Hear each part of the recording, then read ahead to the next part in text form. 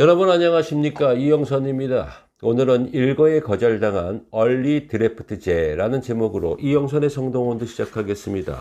수일 전 KBO 실행위원회 회의에서 얼리 드래프트제는 시기상조라는 내용으로 한마디로 단칼에 거절당했습니다.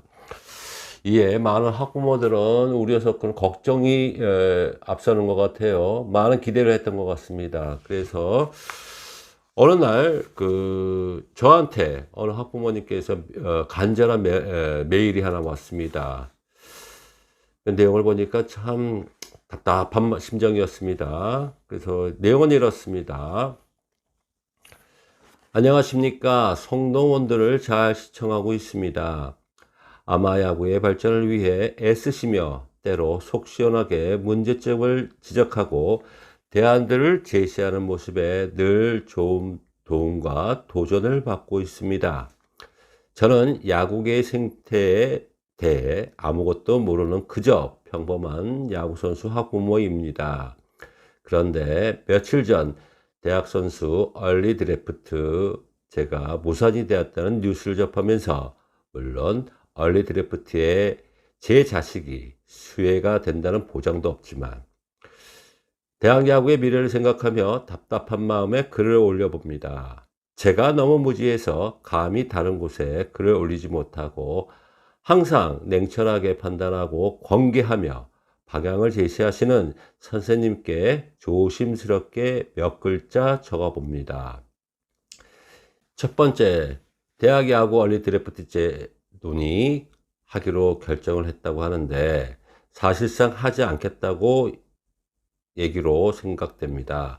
왜냐하면 얼리 드래프트제의 얘기가 나온 지 벌써 몇 년이 되었는데 재논의라는 것은 안 하겠다는 이중 언어 유의로 여겨져서 마음이 아픕니다.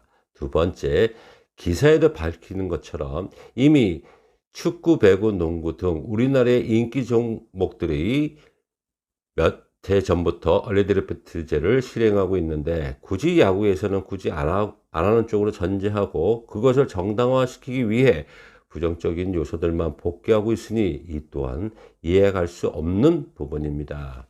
세 번째, 좀 더 개혁적이고 진보적인 발상을 가진다면 얼리 드래프트제의 실행을 하는 것을 전제하고 그에 따른 보완책을 KBO와 구단, 아마야구, 대학야구연맹 등이 대표들이 머리를 맞대고 의논하면 안 될까요?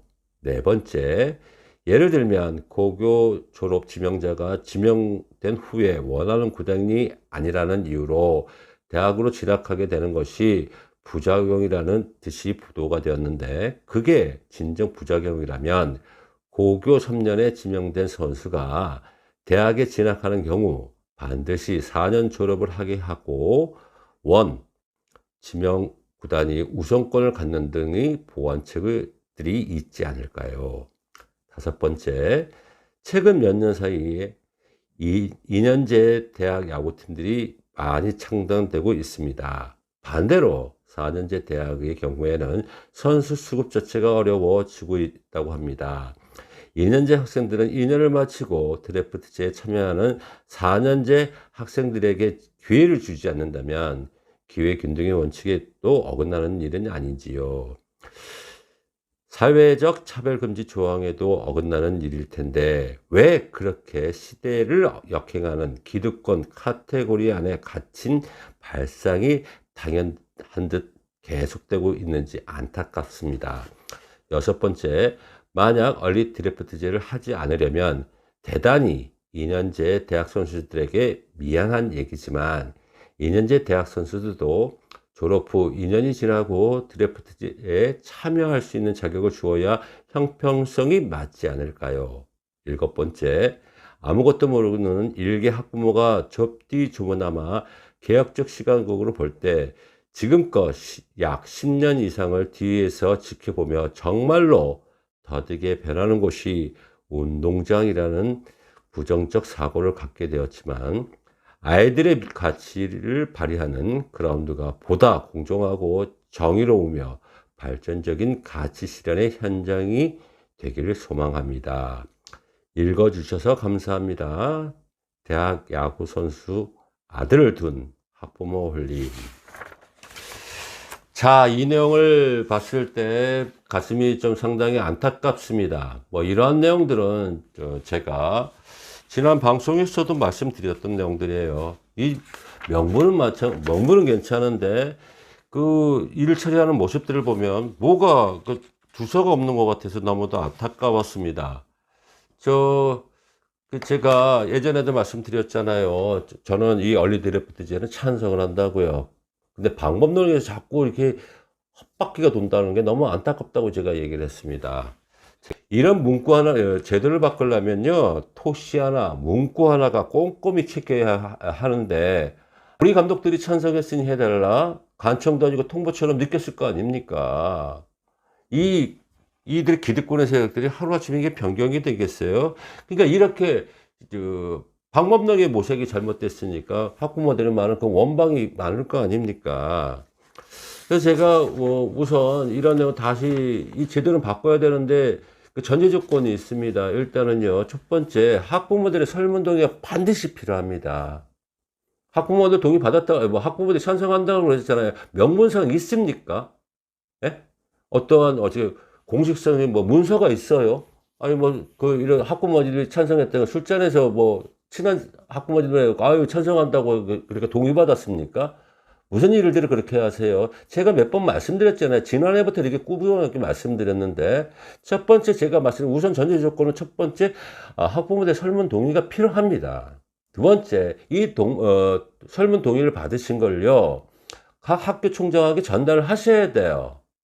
아니, 우리 4년제 대학의 그 내용들에서 어느 총장은 인정하는 총장이 있고, 어느 총장은 인정 안 하는 총장도 있을 거 아닙니까? 이분을 설득을 하셔야죠. 이런 내용들 패싱하고 그냥 던져줘요? 세 번째, 이 사항이 예치가 않으면요, 이 내용들을 그 대학 야구연맹에 던져주세요. 응? 그 대학 연맹은 회장 자체는 말입니다. 대학 야구연맹의 회장 자체는 이 사항을 그 학교에서 총장에게 설득이 안 된다 그러면 이러한 내용들을 20여 개 4년제 대학 총장을 만들어 설득을 하셔야죠. 그건 당연한 일 아니겠습니까? 그 일이 안 된다 그러면요, 이건 무산이 되는 거예요. 이러한 내용들이 득한 후, 네 번째, 이러한 내용들이 득한 후, 이 내용의 찬성의 여론들을 종합을 해서 대한야구 소프트볼 협회에 전달을 해주시면 내용은 명분상 맞아떨어지는 얘기예요. 이 일을 한다고 해도 수개월 걸려요. 근데 어떻게 느닷없이 대표자위 만나서 우리 이거 할 테니까 한다? 아니 이런 사고방식들이 어디 있습니까? KBO가 어떤 곳이에요? 프로구단들이 어떤 곳이에요? 여러분들 볼 때 내용상 보면 모르시겠어요? 가뜩이나 프로구단도 어렵다고 자꾸 얘기하는데 대학 야구선수들 뽑아주는 것도 감지덕지 한다고 그렇게 얘기하지 않습니까? 자, 이런 네 가지 일들이 전제 조건이 돼야 돼요. 근데 이 전제 조건임에도 불구하고 KBO나 이런 실행위원들이 무시를 한다. 그러면 단체 행동 하셔야죠. 그러니까 제가 그 말씀을 드리는 겁니다. 제 방법론 말씀드리잖아요. 이거 제가 이 유튜브 방송에도 수없이 말씀을 드렸을 텐데요. 그래서 대부분의 부모님들 좀 안타깝죠. 왜? 발언을 하고 싶으나 이런 행동을 하고 싶은데 이 자기 아들의 출전권이나 이런 거는 감독이 갖고 있으니까 나설 수 없는 입장 아닙니까? 그 부분 충분히 이해합니다.